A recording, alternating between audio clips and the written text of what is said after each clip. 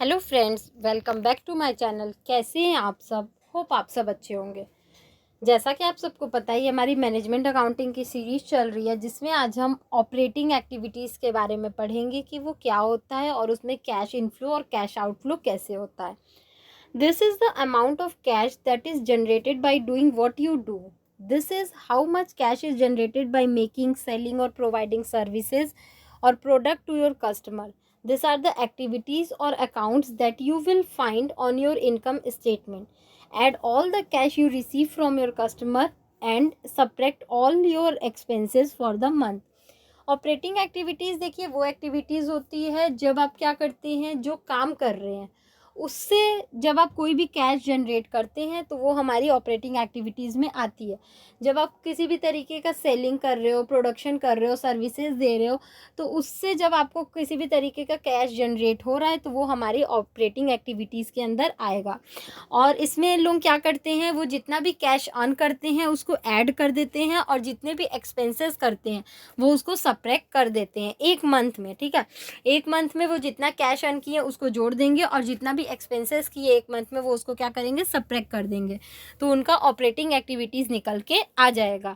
अब देखिए operating activities में कैश का इनफ्लो और आउटफ्लो कैसे होता है। ये जो बेसिकली है ये हमारा कैश इनफ्लो है। मैं पेन की मदद से आप लोगों को समझा दे रही हूँ। ये देखिए, ये आउटफ्लो यहाँ नहीं होगा, ये आउटफ्लो हमारा क्या होगा, यहाँ होगा। ओके, तो देखिए कैश इनफ्लो है ये हमारा, proceeds from sale of goods and services to customer.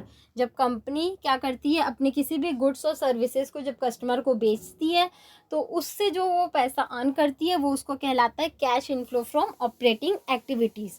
Receipt from royalties, fees, commission and other revenues.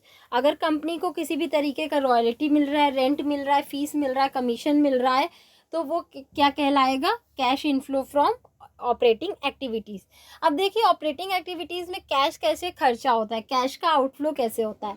पहला है आपका payment of employees benefit expenses. Employ के बेनिफिट के लिए अगर आप किसी भी तरीके का खर्चा कर रहे हो तो वो आपके ऑपरेटिंग एक्टिविटीज़ में जाएगा। Purchase of inventory from supplier. अगर आप अपने सप्लायर से किसी भी तरीके का इन्वेंट्री परचेस कर रहे हो तो उससे भी आपका कैश का आउटफ्लो होगा और वो cash outflow from operating activities में जाएगा। पे ऑपरेटिंग एक्सपेंसेस, आपको अपने बिजनेस को रन करने के लिए, day to day business run करने के लिए जो भी एक्सपेंसेस करते हो वो एक्सपेंसेस भी आपका ऑपरेटिंग एक्टिविटीज़ में जाता है।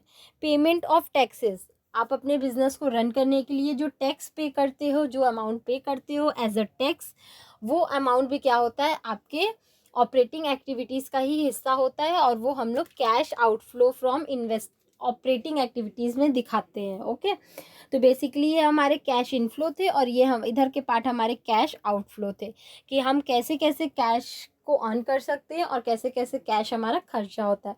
होप आपको ये टॉपिक समझ में आया होगा। फिर भी किसी को कहीं कोई भी प्रॉब्लम हो तो आप मुझे कमेंट सेक्शन में कमेंट करके पूछ सकते हैं। Thank you so much.